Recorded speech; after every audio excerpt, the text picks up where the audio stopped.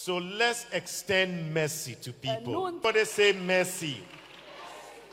You know, I received a post, and I will read. This is not my making. I received this post. So let me read this post that I received some time ago. He said, handle mistakes with love. Handle mistakes with love. It said, a brother forgot to put his phone on silent, and it rang so loud in the church during the preaching. The pastor scolded him. I can understand that. The worshippers admonished him after the sermon for interrupting. I can understand that. His wife kept on lecturing on his carelessness all the way home. I do understand that too. For the lectures from the wife to the home, it will continue for 1 week and 2 weeks from the women. I can understand that. You could see the shame and the embarrassment and humiliation on his face. His departmental colleague workers shook their heads in disgust. That evening, he went to a bar. He was still nervous and trembling. He spilled his drink on the table. The bottle fell by accident and it splashed on some people. Those it touched rushed towards him.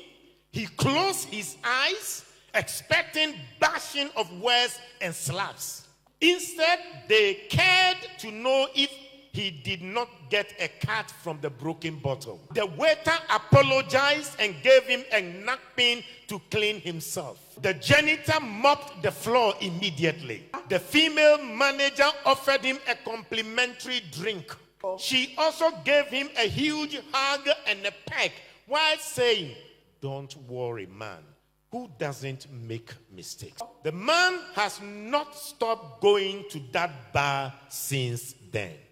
He has stopped going to church. And he hasn't stopped going to that bar. Too many of us have driven people out of church. Too many of us have driven people from our small groups. Too many of us, because of you, somebody has vowed not to go to church again. Too many of us, because of what you did to that person in the church, your attitude to that person in the church, has vowed never to go to church again because of you. He or she is angry about God because of you. He or she is angry about the church because of you. A lot of people have stopped this church because of your attitude. And those who have also stopped too, it is because too they also probably did things. They have also done things to other people. We forget that the church is not full of perfect people. We all have our shortcomings. Everybody is struggling with something one way or the other. Let's extend mercy. Let's extend grace. Let's extend love.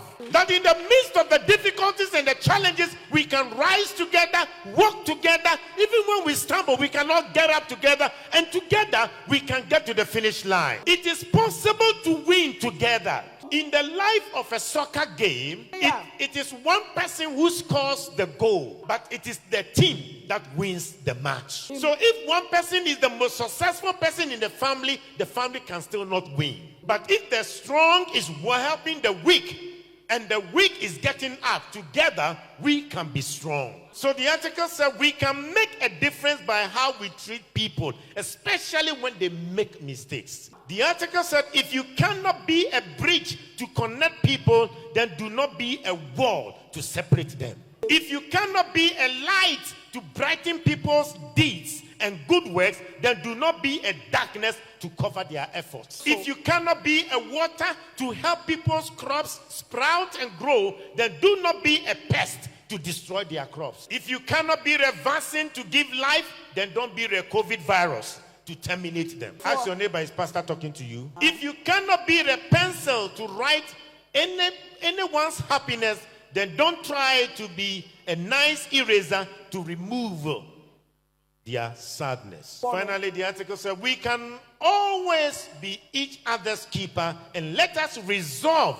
to heal the world and heal our church and heal our society and make it a better place. It is easy to lose a soul than to win one. And if you are here, you've been wounded by the church member, you've been wounded by a church person in this society, and because of that you have given up on church, we will ask you, try the church again. You are, forgive those people because we are human beings.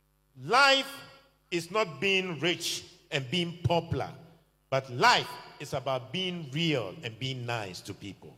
Notice good things in others instead of noticing their mistakes. And forgive others quickly as you expect God to forgive you. May the Lord help us that together we will show mercy to people. In the year of our gratitude, show mercy as a sign of being grateful to God. As a sign that God wakes you up in the morning, He gives you strength and energy. Extend mercy to other people. And may the mercy also be extended to you. For blessed are the merciful, for they shall obtain mercy. And forgive us our trespasses as we forgive those who trespass against us.